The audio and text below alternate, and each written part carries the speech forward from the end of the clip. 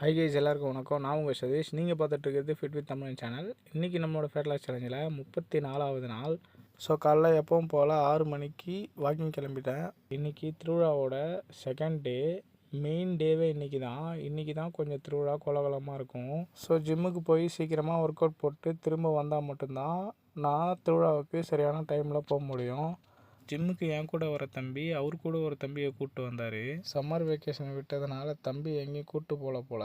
So போர் அடிக்குதுன்னு சொல்லிட்டு gym பக்கம் வரான்னு நினைக்கிறேன் அந்த குட்டி தம்பி. வார்ம் அப் பண்ணுறன்ற பேரில் என்னென்ன சேட்டை பண்ணுறான்னு பார்த்தீங்களா?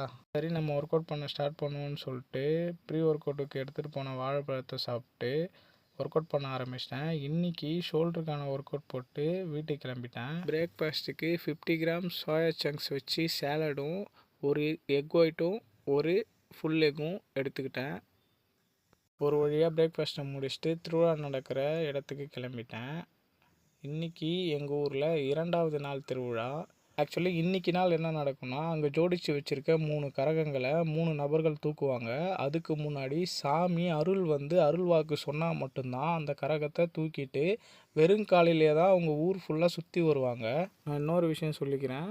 சாமி ஒருத்தர் மேலே அருள்வாக்கு சொல்கிறதுங்கிறத நம்புறதெல்லாம் அவங்கவுங்க தனிப்பட்ட விருப்பம். எனக்கு பெரும்பாலும் அது மேலே நம்பிக்கை இல்லை. அப்படியே தம்பி கூட ஒரு செல்ஃபியை போட்டு கரகத்தை தூக்கிட்டு வரவங்க கூட சேர்ந்து நடக்க ஆரம்பிச்சிட்டோம். கோயிலில் வெஜிடபிள் சாதம் அன்னதானமாக கொடுத்தாங்க. ஸோ அதை வாங்கி நான் சாப்பிட்டேன். மதிய லஞ்சுக்கு ப்ரோட்டீன் எதுவுமே இல்லை, வெஜிடபிள் சாதம் மட்டும்தான். இன்றைக்கி இது ஒரு சீட் மீல். கரகம் தூக்கிட்டு வரவங்க ஊரை சுற்றிட்டு கோயிலுக்கு கரகத்தை இறக்குனதுக்கப்புறம் இந்த காத்தவராயன் சாத்தவராயன்ற சாமியை ஊரை சுற்றி எடுத்துகிட்டு போவாங்க. இந்த சாமி பின்னாடியே வீட்டில் இருந்து எல்லாரும் கோயிலுக்கு படைக்க தேவையான சாகை, அதாவது கூழ்களை எடுத்துகிட்டு வருவாங்க. சாமிக்கு படைச்சிட்டு எல்லாரும் சாப்பிடும்படி கொடுப்பாங்க. திருவிழாவோட அடுத்த நகர்வாக சாயந்தரம் எல்லாருமே பொங்கல் வைக்க போவாங்க.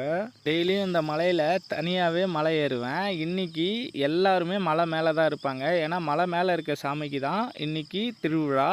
ஸோ கீழே பொங்கல் வச்சுட்டு மேலேருந்து அந்த சாமிக்கு படைச்சி உத்தரவு கொடுத்தா மட்டும்தான் கீழேருந்து பொங்கல் கூடைகளை வீட்டுக்கு எடுத்துகிட்டு போவாங்க. மலையை விட்டு கீழே இறங்கி திரும்பவும் எங்கள் குட்டியில் ஒரு சரோட திரும்பவும் மலை ஏறினேன்.